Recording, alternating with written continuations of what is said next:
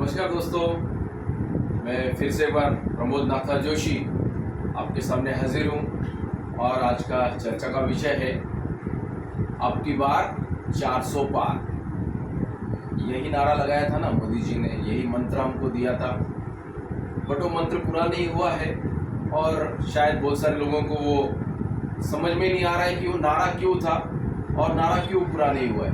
तो चलिए दोस्तों, एक छोटे से आसान तरीके से मैं आपको यहाँ पर बताना चाहूँगा कि वो नारा एक्चुअली में था क्या और क्यों था। देखो दोस्तों, जब हमारा बच्चा एक 10th स्टैंडर्ड में होता है तो हम उसको क्या बोलते पता है? हर कोई बोलता है, पेरेंट्स, तुम, हम सब बोलते रहेंगे कि बेटा या बेटी इस साल आपको ज़्यादा से ज़्यादा परसेंट्स में पास होना है। पास तो होंगे आप, लेकिन ज़्यादा से ज़्यादा मेरिट लिस्ट में आना है। पता है क्यों? क्योंकि जब आप ज़्यादा से ज़्यादा परसेंट के पास होते हो तो आपको आगे चलकर जैसे कॉलेज में एडमिशन्स मिलना, कॉलेज में मनचाहा कोर्स जो प्रगति पथ पर है वो लेना, अपने जो सपने शायद आप खुद ने, माँ बाप ने, आपके रिश्तेदारों ने जो सपने रचाए हैं उनको पूरा करने का एक आपको उस टाइम पे मौका रहता है। और सबसे बड़ी बात, अपने बच्चे का भविष्य उज्जवल होने का वो राइट टाइम रहता है। तो इसलिए हम क्या चाहते हैं कि आप ज़्यादा से ज़्यादा परसेंट से पास होकर आइए, क्योंकि इसके बाद आपको अगर ज़्यादा परसेंट मिलेगी तो आपका एडमिशन इजीली होएगा, आपको एडमिशन लाइन में खड़ा नहीं होना पड़ेगा, कॉलेज में मनचाहा कॉलेज शायद कम परसेंट आए तो नहीं मिलेगा। ये सारी दिक्कतों को सामना करना पड़ता है। तो इसका सोल्यूशन क्या था? ज़्यादा से ज़्यादा परसेंट से पास होना। यही तो विचारधारा थी दोस्तों। हमारे आदरणीय पंतप्रधान नरेंद्र मोदी जी, इनकी यही तो विचारधारा थी कि हमें 400 पार लाना है। 400 पार क्यों? क्या उसमें मोदी जी का कुछ वैयक्तिक फायदा था? नहीं। क्या उसमें अगर 400 पार आते थे तो मोदी जी को सरकार कुछ बख्शिश देता था? नहीं।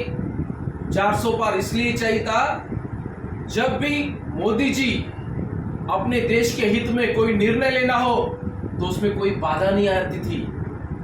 जब भी अपने मोदी जी कोई डिसीजन लेना चाहते हो, अपने भारत देश के हित में कोई भी डिसीजन लेना चाहते हो तो उसमें कठिनाइयां नहीं आती थी।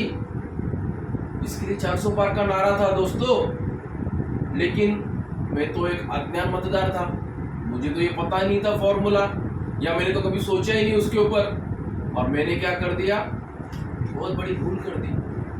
अगर मैं सुज्ञान मतदार होता तो 400 नहीं 500 दे के आता था, 500, ताकि मैं हमारे महाराज, जो महाराज हमारे देश को चलाने वाला है, उसके हाथ मजबूत करता और उसको और अधिकाधिक ताकत देकर हमारे देश को चलाने को प्रेरणा देता, और जिस तरह हमारा देश विकसित पथ पर चल रहा है उसे और मजबूती करता।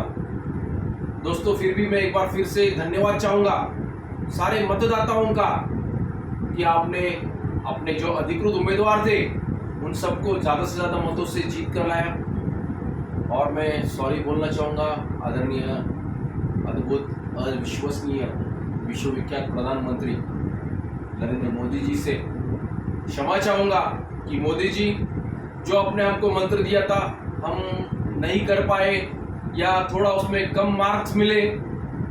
आपने इतने सारे ऐतिहासिक पल का हमें इन 10 सालों में दर्शन कराए।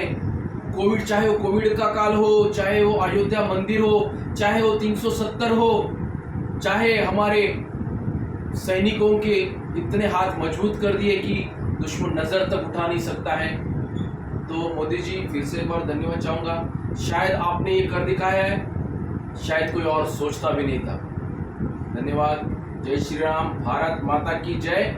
वंदे मातरम।